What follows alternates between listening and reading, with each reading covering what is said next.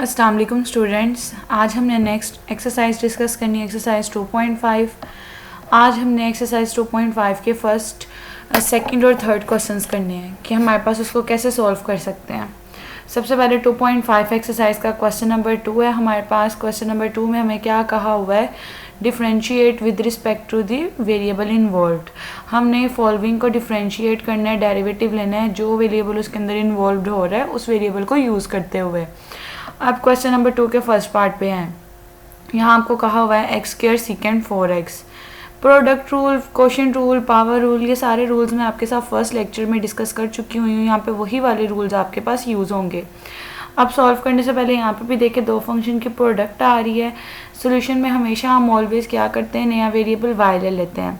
सबसे पहले आप लेट कर लें कि y आपके पास इक्वल है एक्स स्क्वायर सीकेंड 4x के। अब आपने डेरिवेटिव लेना है, इसके अंदर वेरिएबल x इन्वॉल्व हो रहा है, तो with respect to x derivative लोगे। With respect to x derivative लोगे तो dy/dx आ जाएगा और यहाँ पे इन दोनों का डेरिवेटिव आएगा। अब इन दोनों के डेरिवेटिव में देखें, दो चीज़ों की प्रोडक्ट आ रही है, दो चीज़ें आपस में प्रोडक्ट के साथ आ रही हैं, तो प्रोडक्ट रूल ऑफ डेरिवेटिव लगता है। प्रोडक्ट रूल ये कहता है first function as it is second का derivative plus second as it is first का डेरिवेटिव। तो जब आपने एक्स स्क्वायर लिखना है, x square as it is second 4x का डेरिवेटिव लें। सीकेंड का डेरिवेटिव सीकेंड इंटू tan होता है। यहाँ पे सीकेंड 4x है, इसका derivative सीकेंड 4x into tan 4x होगा। एंगल चेंज आ रहा है तो एंगल का अगेन क्या ले लोगे, डेरिवेटिव। इस तरह यहाँ पे x का स्क्वायर था तो पावर रूल लगेगा, पावर नीचे पावर में से एक कम। मजीद इसे सॉल्व कर सकते हैं। मजीद इसको एज इट इज स्टार्टिंग वाली टर्म को लिखेंगे, 4 कांस्टेंट है, एज इट इज x का x के रिस्पेक्ट से डेरिवेटिव 1 आ जाएगा। और ये 2x बाद में आ रहा है, इसको स्टार्टिंग पे भी लिख लें, कोई फ़र्क नहीं पड़ेगा। करने के बाद आप देखें इसके दरमियान से 2x, आपके पास सीकेंड 4x कॉमन आ रहा है, वो आप कॉमन निकाल लें तो रिमेनिंग आपका आंसर आ जाएगा। बहुत ईजी है, जस्ट प्रोडक्ट रूल लगाया और साथ में पता होना चाहिए सीकेंड का डेरिवेटिव क्या होता है। अब बेसिकली ट्रिग्नोमेट्रिक फंक्शन इन्वॉल्व हो रहे हैं। नेक्स्ट देखिए, आपके पास क्वेश्चन नंबर 2 का सेकंड पार्ट है। सेकंड पार्ट में tan क्यूब थीटा और secant square theta.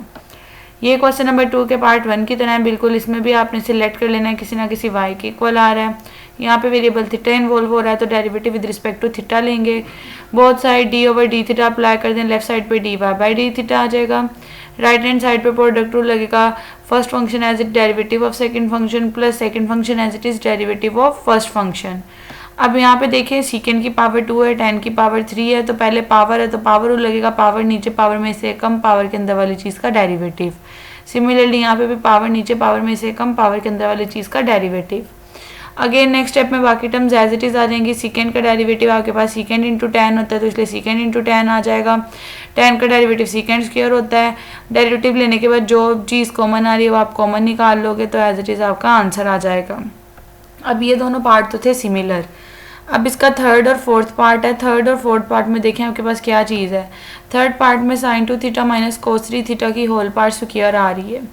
Step number 1 तो बच्चों सबका सेम है कि y के इक्वल लेट करना है। जब पावर आ रही है तो पावर रूल आपने पढ़ा हुआ है, पावर नीचे पावर में से एक कम, पावर के अंदर वाली चीज़ का डेरिवेटिव।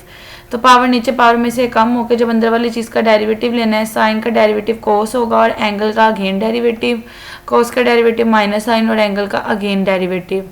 जब आप अगेन डेरिवेटिव लोगे, constant as it is theta का थीटा के रिस्पेक्ट से डेरिवेटिव 1, यहाँ पे भी constant as it is theta के रिस्पेक्ट से डेरिवेटिव 1 और ये माइनस माइनस हो जाएगा प्लस। तो आप इसको सिंप्लीफाई करके बता सकते हो आपका क्या आंसर आएगा।